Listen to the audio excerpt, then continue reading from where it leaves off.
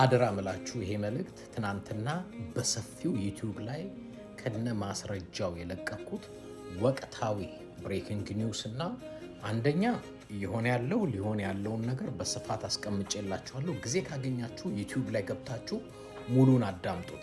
ነገር ግን ብዙዎች ይሄን ነገር ሰዎች መስማት አለባቸው፣ ቲክቶክን በተወሰነ መልኩ አጋራው ስላሉኝ ነው ወደ ቲክቶክ የመጣሁት። በአጭሩ ግን አቀርብላችኋለሁ።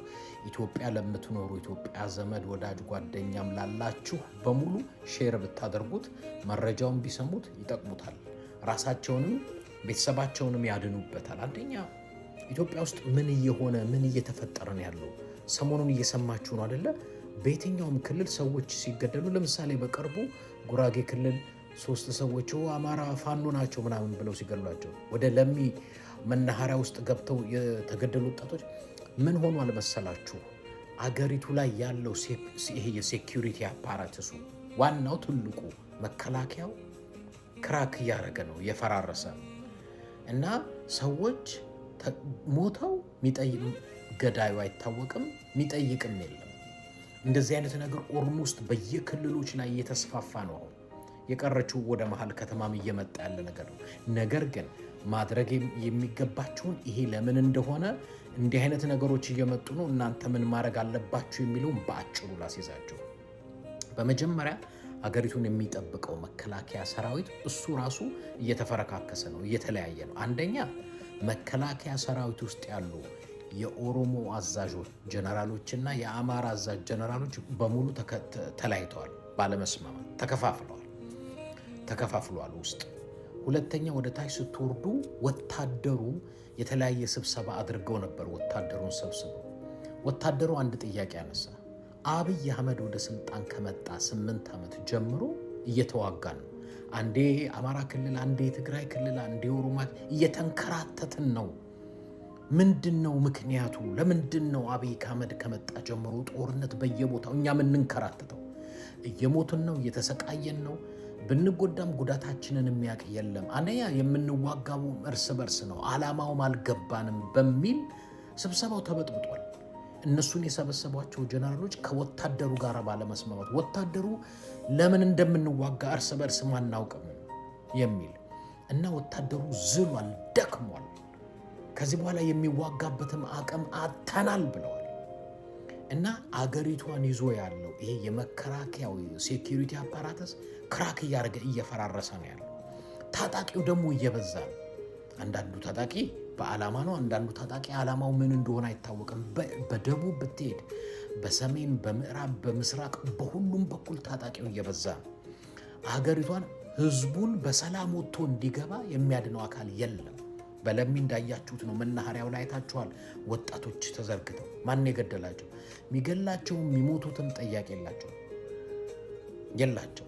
እነዚህ ወደ ጉራጌም ሀገር 3 ጎረምሶች ፋኖ ናችሁ ተብለው የተገደሉት ገዳያቸው ለምን ተገደሉ ሲባል ፋኖ። በቃ አገሪቷ ላይ ጠያቂም ተጠያቂም እያጣ የህዝቡ የዜጎቹን ደህንነት የሚያስጠብቅም የለም። መከላከያው መፍረስ ማለት በጣም አደገኛ ነው። ከዛ በኋላ የፈረሰው መከላከያም ወታደሩ ወደ ሌብነት ነው የሚሄደው፣ ወደ ሴት መድፈር ነው የሚሄደው። ታጣቂዎቹም አንዳንዱ በዓላማና መሪ ያለው ታጣቂ አለ፣ መሪ የሌለው ብዙ ታጣቂ አለ። ምክንያቱም አብይ አህመድ ከዚህ በፊት የበተነው ክላሽ በብዙ ሰዎች እጅ ገብቷል። ስለዚህ የዜጎች ህይወት፣ ደህንነት አደጋ ውስጥ ነው ያለው። ይሄ ነገር አገሪቱ ሙሉ ለሙሉ ልትፈርስ ወደምትችልበት ነገር እየሄደች ነው። አንደኛ አብይ አህመድ ከሱዳን ጋር አርኤስኤፍን ደግፎ የከፈተው ጦርነት ራሱ የሱዳንም ታጣቂዎች ወደ ኢትዮጵያ ከኢትዮጵያ ጋር ወደ ግጭት ውስጥ እንዲገቡ አድርጋቸዋል። ኤርትራም ወደ ኢትዮጵያ አብይ አህመድ በለኮሰው ነገር ወደ ግጭት ውስጥ እንዲገቡ አድርጋቸዋል። ግጭት አለ ከትግራይ ኃይሎች ጋር፣ ከአማራ ኃይሎች ጋር። ነገሩ ጥንቅጡ ወጥቷል። በአብይ አህመድና በጀነራሎቹ መካከል አለመስማማት ተፈጥሯል። ስለዚህ ዞሮ የዚህ የመከላከያ ሰራዊቱ ክራክ እያደረገ ነው፣ ሙሉ ለሙሉ ሊፈርስ። ዛሬ ሹፌሮች ወጥተው ማንም ያድናቸው የለም። መንገድ ላይ ሁሉም ኬላ እያደረገ ገንዘብ ይቀበላል። ካልፈለጉ ይገላሉ፣ ካልፈለጉ ያፍናሉ። ማን ያስጠልሃል? ማንም። ይሄ ነገር እየተስፋፋ አብይ ሃንድል ሊቆጣጠረው ወደማይችለው ነገር ኦልሬዲ ደርሷል። ኮምፕሊትሊ መከላከያውም ኮምፕሊትሊ መዋጋት ያቆማል። አደገኛ ነው።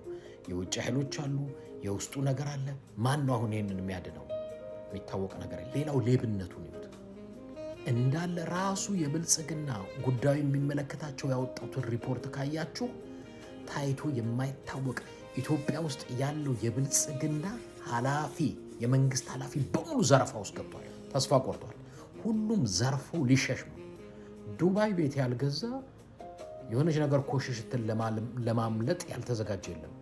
አሁን በየሚዲያው ላይ የምታዩቸው እነዚህ ይሄ ጌታቸውና ጻድቃን የሰበሰቧቸው ከትግራይ የመጡት ነው ሚዲያ ላይ የሚለፈልፉት። እነሱም እንጀራ በልቶ ለማደር ነው። አምነውበት ገብቷቸው አይደለም። በቅርቡ ዘሬውን ጌታቸው የተናገረውን ሰምታችኋል። ጨለማ ላይ ነው ያለን፣ ያስፈራል እያለ ቀን ቀን አብይን ያወድሳል፣ ማታ ማታ እውነቱን ይናገራል። እሱ መረጃው ራሱ ወጥቷል። አይ ቲንክ ሶሻል ሚዲያው ላይ የሰማችሁት ይመስለኛል። ስለዚህ ሁሉም ተስፋ ስለቆረጡ የሀገሪቱ ኢኮኖሚ እየሾቀ ያለችዋንም ሰው እየተቀራመተ ባለስልጣኑ እየበላት ነው ያለ። አደገኛ ሁኔታ ውስጥ ነን ያለ ነው። ይሄ አወዳደቁ አስፈሪም አደጋም።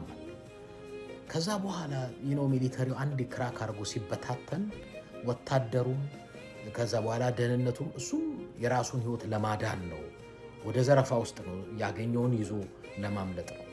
ምንድን ነው መደረግ ያለበት የሚለውን ግን መናገር ፈልጋለሁ። መፍትሄውን አይቀርም። ምክንያቱም አገሪቷ የህዝቦችን ደህንነት የሚጠብቅ እንዳለ የሴኪሪቲ አፓራቱሱ እየተበጣጠሰ ነው።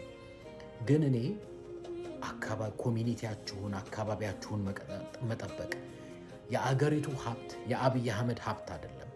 ስፔሻሊ ሜጋ ፕሮጀክቶች እንደ ህዳሴ ግድብ ያሉ ፕሮጀክቶች አብይ አህመድ ብድግ ብሎ ሊሄድ ይችላል። እነዚህ አይነት ነገሮች የአገር ሀብት ስለሆኑ በአካባቢ ተደራጅታችሁ ኃላፊነት የሚሰማችሁ ታጣቂዎችም ኃላፊነት ወስዳችሁ የአገር ሀብት መጠበቅ አለባችሁ።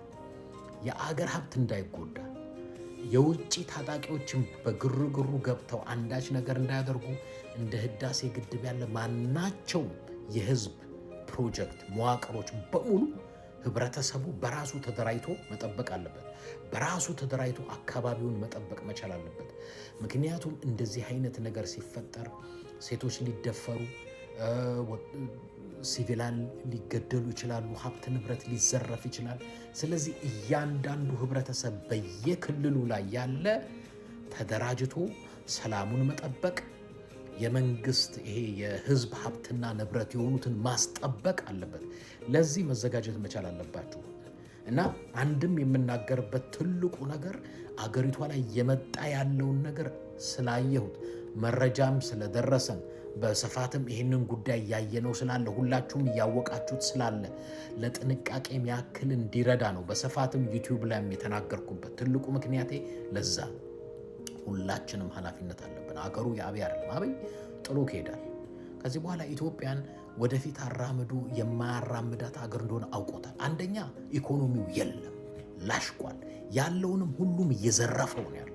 መከላከያው የሚዋጋበት አቅም ሞራልም አጥቶ ጀነራሎቹን ባገኘ ቁጥር በቃን እያለ ነው። ምክንያቱም አንዴ በምዕራብ አንዴ በምስራቅ አንዴ በሰሜን አንዴ በደቡብ ሲንከራተት 8 ዓመት ሙሉ አብይ አህመድ ከመጣ ጀምሮ መንከራተት የሆነበት በጣም አደጋ ውስጥ ነው ያለነው። በጣም ችግር ውስጥ ነው ያለነው ጋይስ። እየታዩ ያሉ ምልክቶች አሉ፣ እየተሰሙ ያሉ ምልክቶች አሉ።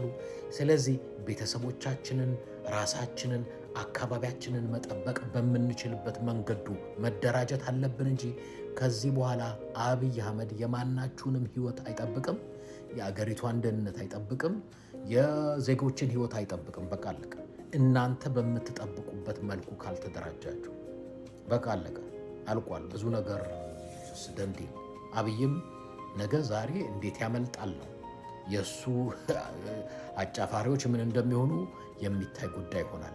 እና አደራ እችን መልእክት በስፋት ብታዳምጡት ራሳችሁን ለማዳንም ሀገር ለማዳንም ይረዳናል።